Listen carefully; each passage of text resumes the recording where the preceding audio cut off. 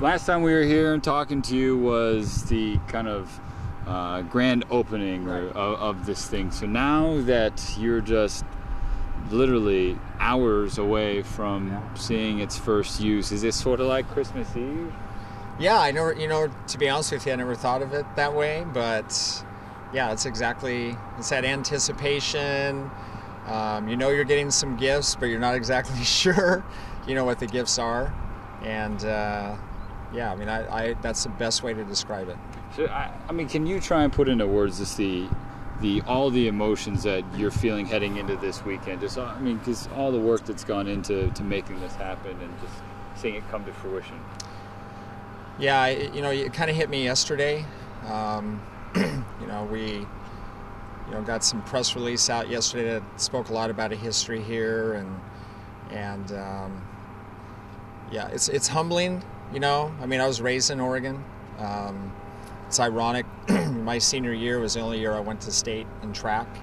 I ran the state mile, and it was held here at the old Wayne Valley facility. And the last college track meet that I coached at, when I was coaching at Clackamas Community College before I went back south to Auburn University to coach, was Oregon State used to run a last chance meet to qualify for the NCAAs at the Wayne Valley track. So, two of the last experiences I had, one as a high school athlete and then one as my first college coaching job, was here in Corvallis. And, and to look back, after I graduated from high school or, leaving Clackamas Community College, to think that at some point down the line, I'd be the head coach at Oregon State during the resurrection of the program and, breaking and groundbreaking and being part of a new facility. That's a lot of history and it's a lot of time, and it's been worth it. People are very excited, obviously, because of the word you just used, the resurrection of the program.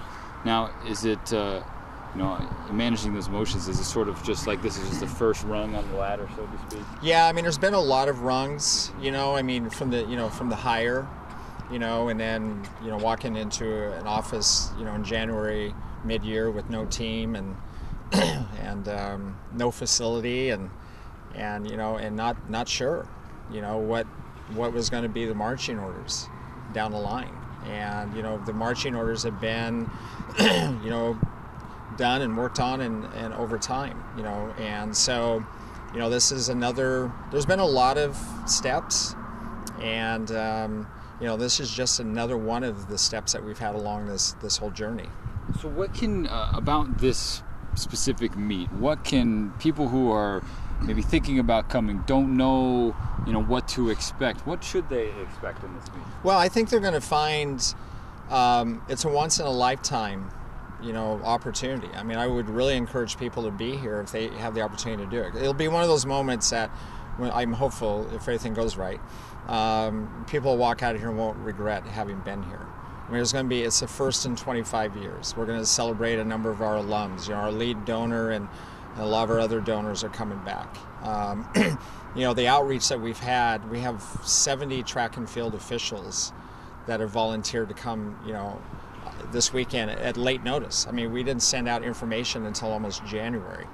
And then, to see, we have 150 entries in the meet between Willamette University, University of Portland, and ourselves, and some unattached. It's going to be an amazing experience for our athletes, because they understand what's happening. And of course, then we're going to have dozens and dozens of Oregon State alums here and former coaches. And, so it should be a celebration. I think it's going to be a very celebratory weekend. Who are some of the alums in it? Well, Bernie Wagner was, former head coach here. I expect Chuck McNeil, who was former head coach, is going to be here also. Pat Ingram, who was the very first women's track coach here. And then we're going to have, John Radetich is on our coaching staff. John was a former world record holder at one time in the high jump as an alum. Jim Whyte, who his family's facility, the name after, is going to be here. Cam Johnson, who it's kind of cool. We've opened it up now. We have other field events for the first time. She holds our school record in the women's shot. It's a very impressive throw. Is coming back. She's going to actually help officiate. Tim Fox has been very helpful in this whole process. Brian Glanville, who's been on our committee. Jeff Overson, a great hurdler here. John Ball, who was back in the 60s, one of the best sprinters in the country. And I'm leaving out a lot of names, so apologize, but those are just a few of the people that are going to be here. Now, I know you've mentioned it before. The support you're getting from Eugene as you try and build this up. I mean, so much is made of the Civil War and the rivalry, but I mean, what does it mean to you to how they've helped along? Well, the way? the reality is, I remember back when the program was dropped in 1988. Bill Dellinger is to this day is a great friend of mine. He was a part of my young coaching career. He encouraged me when I coached at Clackamas Community College. I saw Bill last weekend at the meet, and his brother. There was an article right after Oregon State dropped the program in '88 where it said, and interviewed Bill and Tom Heinonen at the time. You guys got to be thrilled. Now you're going to get all the recruits. And of course, both of them said, no, this is the worst thing that could have ever happened. One, you can't get them all, and then number two, and you shouldn't get them all, and then number two is we've lost one of our big in-state rivals. So, people at Oregon, the track and field fans at University of Oregon and the Ducks and the alums and that whole thing, never wanted to see this go away in the first place. And so as we've done in small increments and small steps, because there was no way we could do this overnight. There wasn't $20 million to start this from scratch. And I think people are now really beginning to realize that more. But the fact that this administration took a leap of faith when they didn't have to do it to give us this opportunity to open the door that had not been open for 17 years to begin this. I know the people at University of Oregon.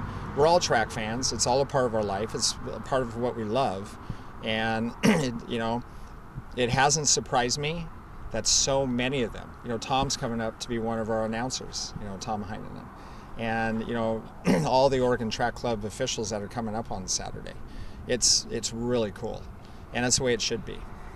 Now, if you had to, I know there's just so much excitement surrounding this weekend, but if there's one thing that you're looking forward to most about, having this kind of momentous meet take place? Well, we want to run a great meet. I think when the dust settles at the end of the day, you want as few bumps in the road. The objective the main objective is for the student athletes and the coaches that are here, that we put on a great meet. And that's our number one objective. And then all the other stuff will take care of itself. And that's been, the hard work and the time and effort that we're putting in is the meet management and the preparation. Over a quarter century since the last meet. After this, I mean, have you thought about this? Because, like you said, you're still climbing up the ladder. What's the next step? Well, the next thing is become more relevant as a program. We've underachieved. I'll be the first one to admit it. We haven't had the resource that I think a lot of people just take for granted. I certainly took for granted coming here when I took the job that you can do this without a facility. I was really, really wrong. But when you had a facility in high school, you had a facility when you competed in college. At Clackamas Community College, at Auburn University, at Willamette, I had a track facility. And I really underestimated. But I've had coaches here say to me, hey, if we didn't have a baseball stadium, we'd have trouble. If we didn't have a football stadium, we'd have trouble. And I really underestimated the importance of this. So now we got this. I have no excuses. Now it's now we're going to be able to recruit across the country instead of just in our area, and we're going to be able to expand out into other event areas. I've always considered myself a track and field coach. With this program, I've been kind of labeled as a distance coach only. But anybody that knows me and my background and my past, I love the throws. I love the jumps. I love the relays. I love the hurdles. I love the multi-events. So, that's the next big step. And, we had a great recruiting class that's coming in. 2 young ladies from New York. A young lady that's one of the best high school throwers out of Nissa High School in the eastern part of the state. So, I think the future is unlimited in what we can do. You've been the recruit, a lot of the football recruiting class as well. Also has some track background. Yeah. It was fun to actually bring them out here when some of them were on their visit and physically bring them out to a track facility. And it's made a big impact. It already has led into this, with Marcus Wheaton and, even James and Jaquiz ran indoor track for us the first year, and Jordan Bishop and Obum Gwacham and Brandon Cooks. They've all wanted to do track. The fun part now is, instead of like doing it in Truax with practices or in our SPC with them or borrow time at Corvallis High School, is that we actually can come out to the Whyte Track and Field Center and do it. And a couple of young guys that are coming in next year, one's a great hurdler and one's a great long jumper. And prior to this facility, we would have not been able to facilitate that at all or even very well. So that's going to change that dynamic too.